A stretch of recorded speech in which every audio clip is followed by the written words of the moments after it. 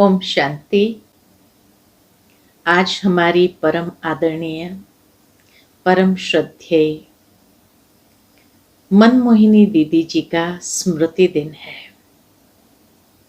और मनमोहिनी दीदी जी की कई स्मृतियां मनस पटल पर आज उभर कर आ रही है। दीदी का जीवन जैसे आदर्श था।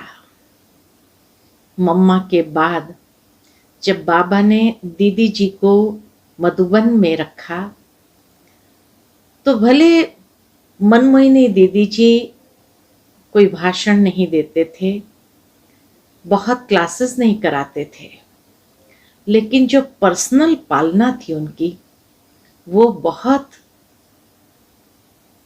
बहुत अधिक थी। मुझे याद आता है, मैं तो बहुत छोटी थी। 1980 में जब मैं मधुबन में सेवा के लिए आई तो उनकी विशेष पालना मुझे मिली और दीदी जी हर रीति से जैसे एक पारखी नजर रखती थी। उनकी दृष्टि में भी वो जादू था। मुझे याद आता है कि जब मैं मधुबन में आई तो हमेशा दीदी ये ध्यान रखती थी कि इसका ज्ञान योग के प्रति अटेंशन कितना है। हमें मालूम नहीं था कि दीदी ये सब बातें देखती थी और मुझे शुरू से अमृत वेला योग करने का बहुत आनंद आता था। मैं हमेशा पहले नंबर जाकर बैठती थी, दीदी नोट करती थी। लेकिन उसके बाद जैसे मैं गुड मॉर्निंग करने जाती थी दीदी के पास में, तो दीदी बातों बातों में ही जैसे पूरा चार्ट ले लेती थी। अच्छा, आज अमृत वेला किया तुमने? मैंने कहा हाँ दीदी किया मैंने। फिर दीदी पूछती थी आज किस स्वरूप में बैठी थी अमृत वेले? तो एक दिन मुझे ख्याल नहीं आया कि मैं क्या जवाब दूं। तो मैंने दीदी से कहा दीदी आज मैंने साइलेंस का अनुभव किया। तो दीदी को बहुत हंसी आई। साथ में मोहिनी दीदी भी थे। मुझे समझ में नहीं आया कि दीदी ने क्यों हंसा, ऐसा मैंने क्या बोला। फिर दीदी ने मोहिनी दीदी से पूछा अच्छा मोहिनी तुम बताओ आज तुमने किस स्वरूप का अनुभव किया? तो मोहिनी दीदी ने कहा कि आज मैंने बाबा के साथ साजन और सजनी का स्वरूप का अनुभव किया। फिर दीदी ने मुझे सिखाया कि सुबह अमृत वेले कोई साइलेंस में बैठना होता है। साइलेंस में बैठना माना सो जाना, नींद आ जाना। फिर कहा अमृत वेले तो बाबा के साथ मीठी मीठी बातें करनी चाहिए। बाबा को सर्व संबंधों के आधार पर याद करो, बातें करो तो नींद भी नहीं आएगी। वरदान प्राप्त करो। इतना प्यार से दीदी ने समझा कि अमृत वेले कैसे बाबा को याद करना चाहिए। का साइलेंस में बैठना माना तो सो जाना होता है। अमृत वेले थोड़ी साइलेंस का अनुभव करना होता है। कहने का भावार्थ मेरा यही है कि दीदी बात बात में चार्ट भी पूछ लेती थी, साथ में ये भी जान लेती थी कि हाँ हम सही कर रहे हैं या नहीं, और अगर कहीं गलती थी तो सिखा भी देती थी कि कैसे बैठना होता था। उसके बाद जब मुरली क्लास के लिए जाते थे तो दीदी हमेशा ये ध्यान रखती थी मैं कहाँ बैठी हूँ। अगर मानो कहीं पीछे बैठी हूं तो दीदी हमेशा इशारे से बुला करके कहती थी तुमको मेरे चरणों के पास बैठना है। मैं हमेशा दीदी की जो सीट थी वहां नीचे बैठती थी। बीच बीच में दीदी देखती थी मैं पॉइंट्स कैसे नोट करती हूँ बाबा की मुरली के। देखने के बाद दीदी ने सिखाया कि कभी भी मुरली नोट करो तो प्रश्न उत्तर के रूप में नोट करो, तो सारी मुरली याद रहेगी। मना एक एक पल में जैसे दीदी सिखाती थी, कैसे योग में रहना है, कैसे मुरली सुननी है, किस तरह से मुरली की नोट्स लेनी है। उसके बाद जैसे याद आता है कि दीदी जैसे ऐसी पारखी दृष्टि थी दीदी की, और दीदी कोई भी बात समझाती थी ना, बड़ी प्यार से समझाती थी। शुरू शुरू में मैं मधुबन आई तो मुझे खाना इतना अच्छा नहीं लगता था।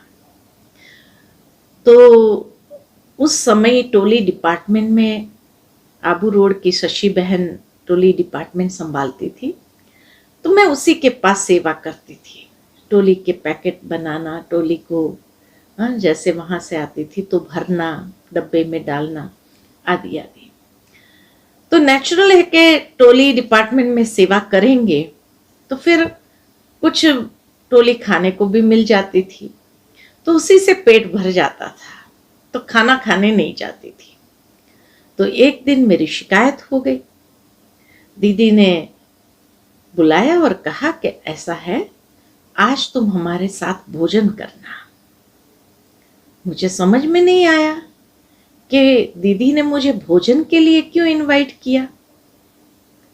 तो मैंने शशि बहन से पूछा, मैंने कहा दीदी ने ऐसा कहा कि भोजन के लिए तुम आना, तो वह हंस पड़ी मेरे सामने। फिर भी उसने बताया कुछ नहीं, कहा ठीक है तुम जाना, दीदी के साथ भोजन करना। भाग्य है ना, दादी दीदी के साथ भोजन करने को मिलेगा। मैं तो पहुंच गई उस समय। फिर दीदी ने उस दिन मेरे लिए जैसे भेल पूरी, पानी पूरी बनवाई थी। अब एक तरफ दादी बैठे, एक तरफ दीदी बैठे, और मुझे बीच में बिठाया, और एक गोलगप्पा दादी रखे, एक गोलगप्पा दीदी रखे। कहा अच्छा लग रहा है, अच्छा लगा। अब मेरे से खाया ही नहीं जाए। दादी दीदी दोनों बैठे हैं, उनकी प्लेट में और कुछ नहीं, और वो मुझे खिला रहे हैं। तो मैं जैसे दोनों को देखती रही। मैंने कहा कि मुझे समझ में नहीं आया कि मुझे क्या बोलना चाहिए। फिर दीदी ने कहा ऐसा है, तुझे यहाँ का भोजन अच्छा नहीं लगता होगा नहीं? तो मैंने कहा कि नहीं अच्छा लगता है। कहा फिर तुम टोलियां क्यों खाती हो? टोली खाकर पेट भर लेती हो और खाने नहीं जाती हो। तब मुझे समझ में आया कि दीदी ने आज भोजन के लिए क्यों बुलाया था। फिर कहा तुम ऐसा करना, रोज हमारे साथ भोजन करना। मैंने कहा नहीं दीदी, अब आगे से मैं कभी भी टोली नहीं, लेकिन भोजन ही करूंगी। उसके बाद जैसे दीदी ने बहुत प्यार से ब्रह्मा भोजन का महत्व बताया, और उस दिन के बाद जैसे मधुबन का भोजन बहुत प्यार से मैं स्वीकार करने लगी। कभी ऐसा नहीं हुआ कि मैंने टोलियां खाकर पेट भरा। भावार्थ मेरा यही है कि दीदी पालना जो देती थी, कभी डांट देना किसी को, जबकि उस समय कहा जाता था मधुबन में दीदी का बहुत डर रहता था, कंट्रोलर थी दीदी, तो डर रहता था कोई भी दीदी से फ्री होकर के बात कर सके। जैसे दादियों के पास जाना आना होता था, ऐसे नहीं कर पाता था। हर एक को जैसे दीदी का एक प्रकार से रिगार्ड भी रहता था, लेकिन जैसे डर भी रहता था अंदर में। लेकिन दीदी जिस तरह से पालना देती थी, मुझे कभी डर जैसा महसूस नहीं हुआ, लेकिन हर कदम में जैसे सीखने को मिला। साथ ही साथ जैसे दीदी कभी भी हमें सखी कह करके, तुम तो मेरी सखी हो, तुम तो मेरी सखी हो, तो ऐसे सखी भावना को डेवलप करते हो। जबकि इतना बड़ा एज डिफरेंस होने के बाद भी दीदी ये कहे कि तुम तो मेरी सखी हो, तुमको तो मैं भेजूंगी दादी जानकी के पास, विदेश की है, तुम विदेश में ही जाना। ऐसी दीदी की भावना थी। लेकिन फिर ड्रामा ही कहे, लेकिन जैसे कहा कि दीदी की इतनी पारखी नजर थी कि एक दिन मैं और शिलूबेन तो उस समय शिविर कराते थे और मैं तो सहयोगी के रूप में थी, शिविर वालों को खाना खिलाना, उनके लिए जैसे सारी चित्र रखना आदि तैयारी करती थी।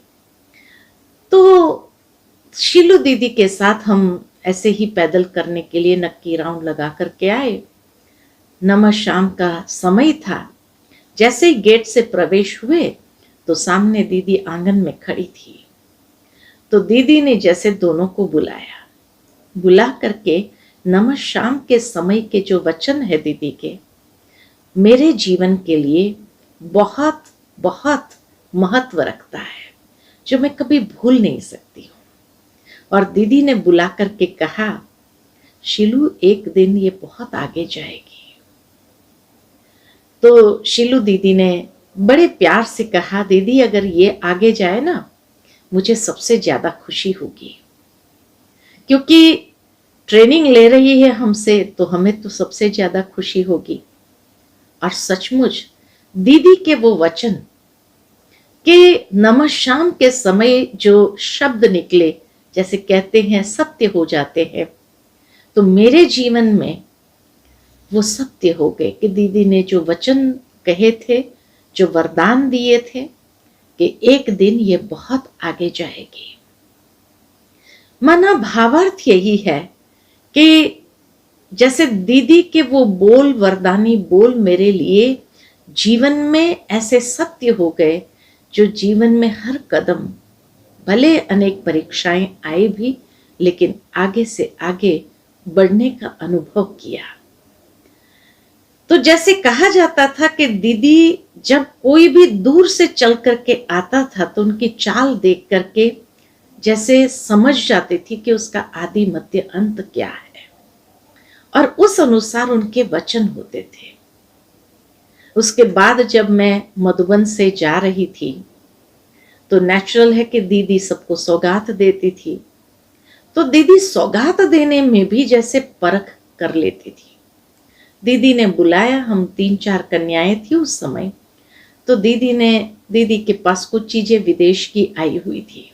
दीदी ने टेबल पर रखा था और कहा, आप लोगों को जो पसंद आए ना उठा लो। जो 2-3 कन्याएं और थी, उन्होंने कुछ न कुछ उठाया।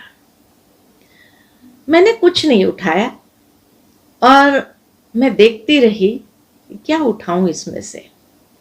दीदी मुझे कहती है, अच्छा तुम भी उठाओ इसमें से। मैंने कहा, दीदी मेरे पास तो ये सब कुछ है, विदेश की चीजें थी तो मेरे पास तो सब कुछ है, मुझे तो कुछ नहीं चाहिए।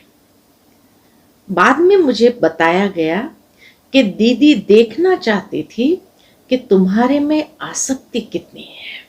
माना दीदी की जो दृष्टि थी, कैसे परखने का जो कार्य करती थी कि कन्याओं को उस समय से परख लेती थी उसके अंदर आसक्ति कितनी है। तो मैंने जब कहा कि नहीं मुझे कुछ नहीं चाहिए, मेरे पास सब कुछ है, तो दीदी ने फिर कहा कि अच्छा मैं तुझे एक चीज देंगी जो तेरे पास नहीं है। और उन्हीं दिनों में दादी और दीदी के लिए 2 सफेद शॉल पहली बार बनकर आई थी। तो दीदी ने वो सफेद शॉल मंगाई जो उनके लिए आई थी। उन्होंने 1-2 बार पहनी थी, लेकिन दीदी ने कहा, देखो ये दादी दीदी के लिए पहली पहली सफेद शॉल बनकर के आई है, ये तेरे पास है?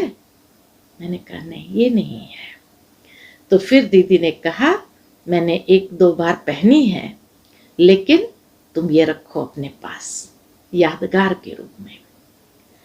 वो सफेद शॉल इतनी मुझे प्रिय थी, जब भी ठंडी के दिन आते थे मैं निकालती थी। लेकिन एक बार जब धुलाई में गई तो फिर पता नहीं कहाँ गुम हो गई। वो दीदी की यादगार निशानी मेरे पास थी। जैसे ही मैं बाहर वो शॉल लेकर के आई तो सभी कहने लगे कमाल है, दीदी ने अपनी शॉल तुझे दे दिया, अपनी शॉल तुझे दे दिया। तो दीदी जैसे परख लेती थी कि इसकी आसक्ति किस में है, किस में नहीं है, क्या चाहिए क्या नहीं चाहिए। सखी भावना के रूप से जैसे कन्याओं से भी ऐसी मिल जाती थी कि एज डिफरेंस जैसे पता ही नहीं चलता था, और जैसे अपने साथ सखी भावना के साथ ऐसे मिला देती थी। सेंटर पर भेजा, तब भी दीदी ने कहा कि देखो तुम मेरी सखी हो, तुम्हें कभी भी सेंटर की कोई भी ऐसी बात लगे, तुम्हें नहीं रहना हो, तुम सीधा मेरे पास आ जाना और मुझे बता देना। यानी इतनी पालना मिलना, जैसे वो दीदी की पालना को मैं जिंदगी भर भूल नहीं सकती हूँ।